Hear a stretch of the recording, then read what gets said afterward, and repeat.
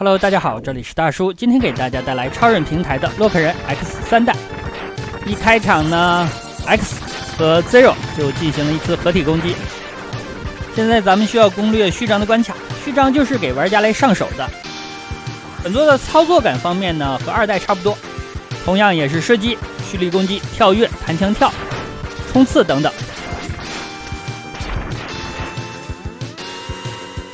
在梯子上直接可以跳下来节省时间，这个在元祖洛克人系列就有这种操作了。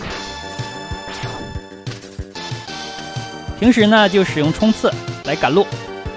这里有一波剧情杀 ，X 呢被偷袭抓走了。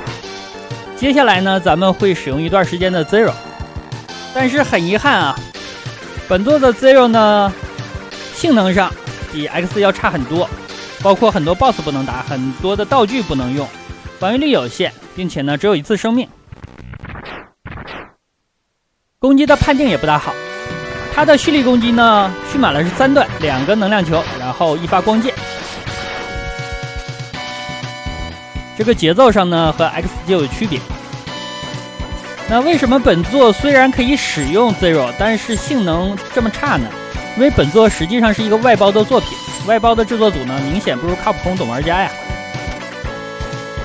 所以说后面的流程当中呢，我会只使用 X。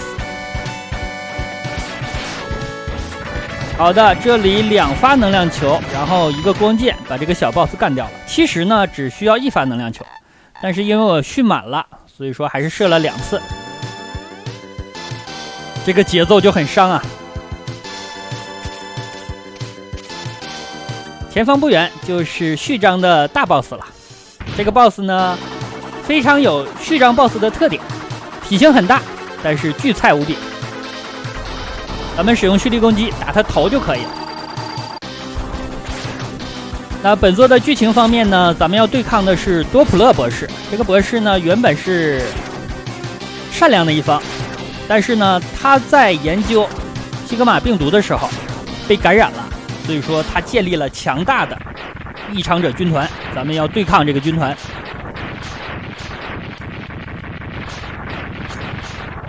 这样咱们的序章攻略完成，接下来呢就要去攻略常规的8个关卡。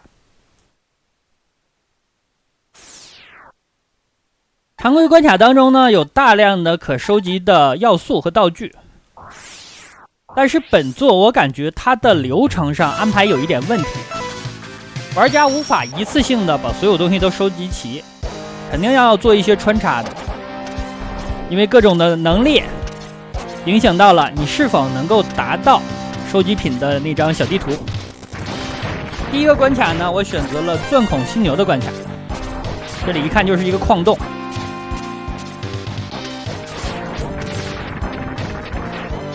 这种像冲厕所一样的陷阱不要小看它呀。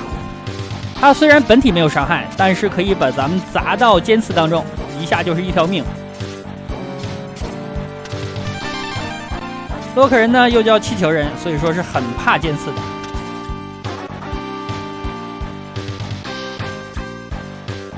这个房间呢看起来是一个 BOSS 关卡，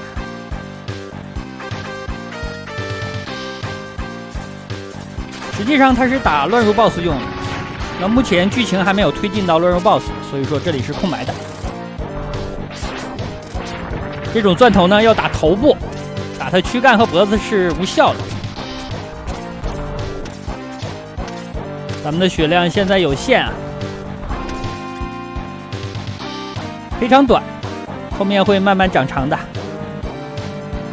这里攻略第一个小 BOSS， 一个钻头机器人。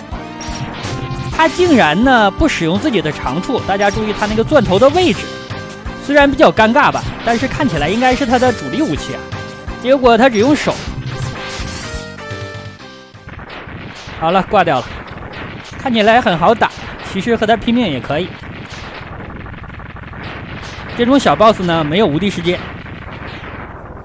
枪呢怼在脸上射就可以了。刚刚这种带钻头的机器打爆之后，咱们一定要跳起来，否则很容易被他暗算到。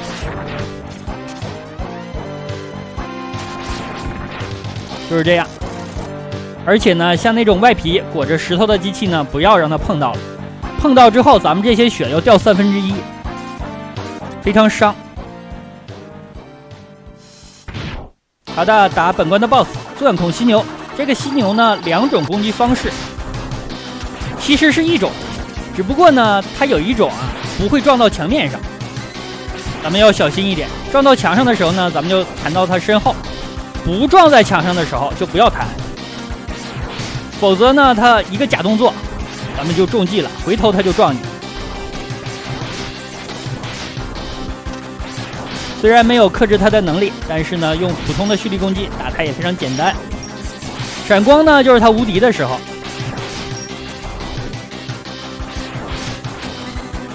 血量不多了。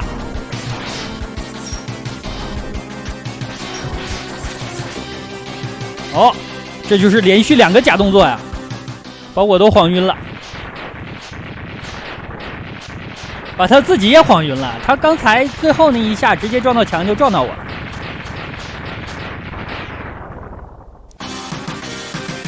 本关攻略完成，这样拿到了钻孔犀牛的能力。这个能力呢叫做龙卷风摧毁停车场，好吧，叫龙卷钻头啊。第2个关卡我选择了冰冻水牛，听起来有一点矛盾啊，冰冻还水牛，这不是冻自己呢吗？这里拿到钻头之后，走这边有一个血量的上限，看起来也没涨多少啊。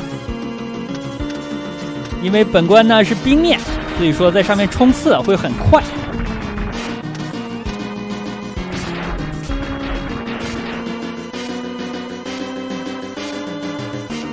好，又是一个问入 BOSS 的房间。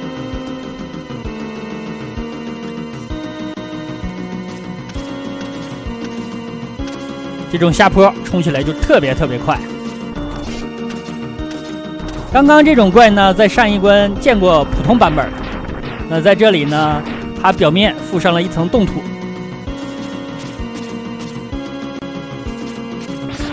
这个地方咱们要拿一个强化装甲，是脚部的强化装甲，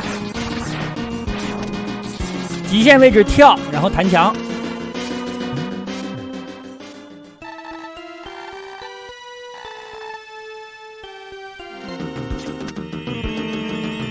莱特博士表示呢，洛克人你已经很强了，但是我可以让你更强。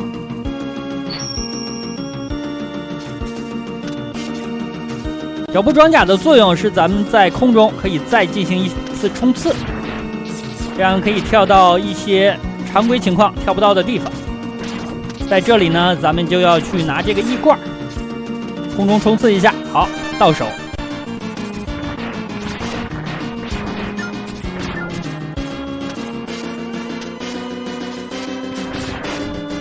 像这种操作呢，其实要求的还是很细的，包括你是冲刺跳跃，还是跳跃起来之后再进行冲刺。虽然听起来区别不大，但是使用起来呢，根据不同的场景会有不同的应用。这个 BOSS 算是本作的大聪明了。咱们跳跃的时候呢，他就觉得咱们跳到他身后了，所以他就回头撞墙。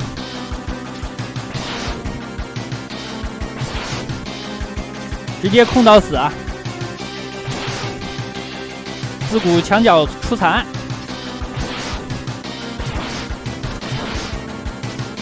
血量不多了。好的，这样会拿到冰冻水牛的能力，冰冻盾牌。需要跟大家说明的是，其实每次 BOSS 战之前，这个游戏呢都会有那么2次2秒钟左右的卡顿，这种卡顿的地方呢，我就都给大家剪掉了，包括后面看能力这个位置，那原版的时间是很长的，20秒左右。来了一段剧情，这就是多普勒博士。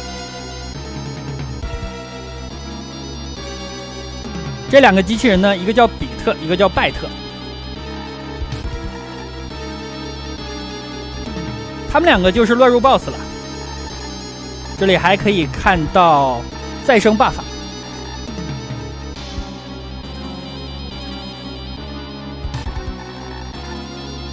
咱们在打这两个乱入 BOSS 的时候，如果使用克制武器的话，会阻止他们后面合体。第3关，选择了霓虹老虎。这张图一看就是丛林啊。我还是比较习惯使用冲刺跳跃的，而不是跳跃起来之后再冲刺。但是在一些地方呢，咱们需要跳起来之后再冲的。所以说冲也要有节制，一直冲的话谁也顶不住。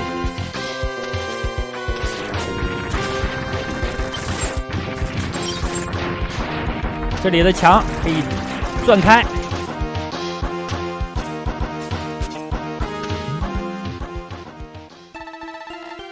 拿到手部装甲，效果呢是强化咱们的蓄力。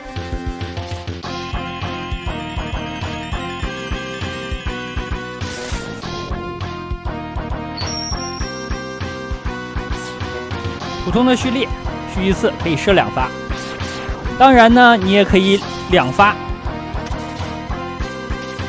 结合到一起射。但我感觉还是蓄一次射2发比较划算一点。这里一个小 boss， 大家注意我这个操作啊。这样打呢，可以在他钻入上面的墙壁之前就把他秒掉，否则呢，这个 boss 打起来是比较耗时长的，因为他会钻来钻去的。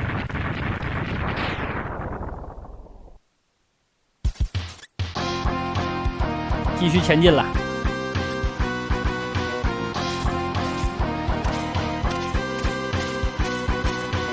感觉这关的流程还是比较长的。我其实打的已经挺快的，我感觉到达了我水平的天花板。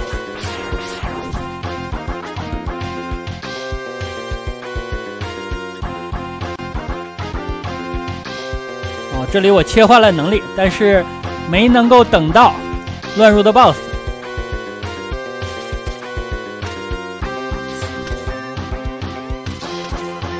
这关还有一个收集品，咱们在本次流程需要去拿一个血量最大值的上限。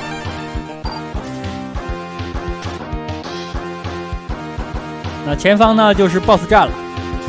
这个霓虹老虎打它的话，有一点就是它的爪子是可以进行防御的，所以说咱们不能在它站立不动的时候对它进行攻击，这样会被防住。最理想的状态呢，就是它离远了射你，你和它对射就可以了。不大理想的状态就是它经常的攀墙，这是比较难应付的，因为你不知道它要干嘛呀。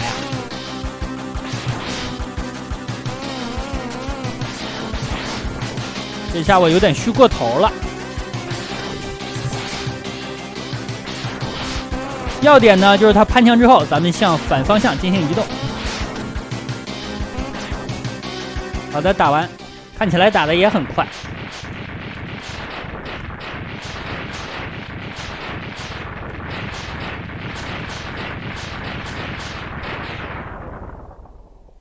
这样咱们再攻略一关吧，因为洛克人系列的流程都比较长。拿到了霓虹老虎的能力，喷射光线。有了喷射光线呢，下一关咱们选择重力甲虫的关卡，因为喷射光线呢就克制它。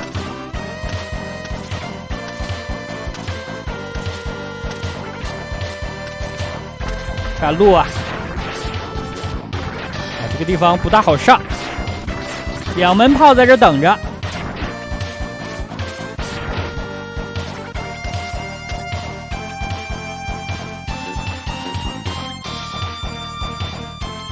这个地方呢，比特乱入了，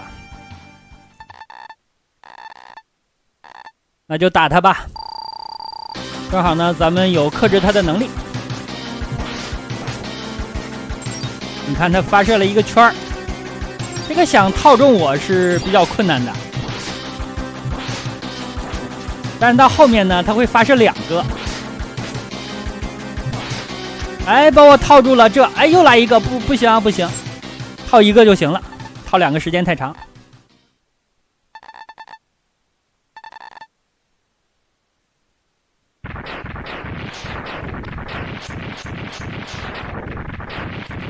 直接把它打爆炸了。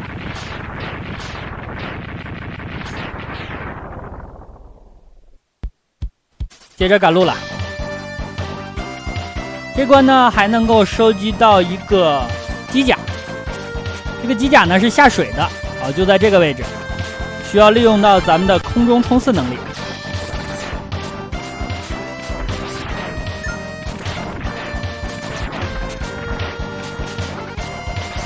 把8个常规关卡都打1次之后呢，咱们的道具应该是收集不齐，有些关卡需要回头。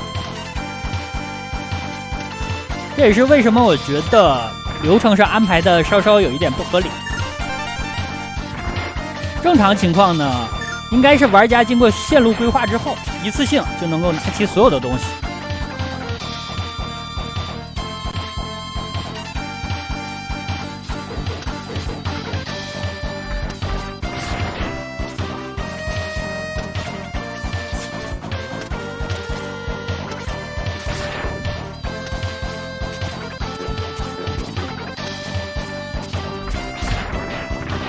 这里还是有一点难度的，但是呢，就是不要急，慢慢来。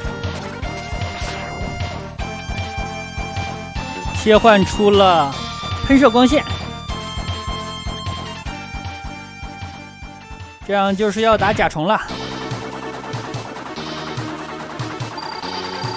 这个甲虫呢，如果没有克制它的能力，打起来是很困难的。但一旦有了克制之后，看起来呢，它就和前面的大聪明一样了。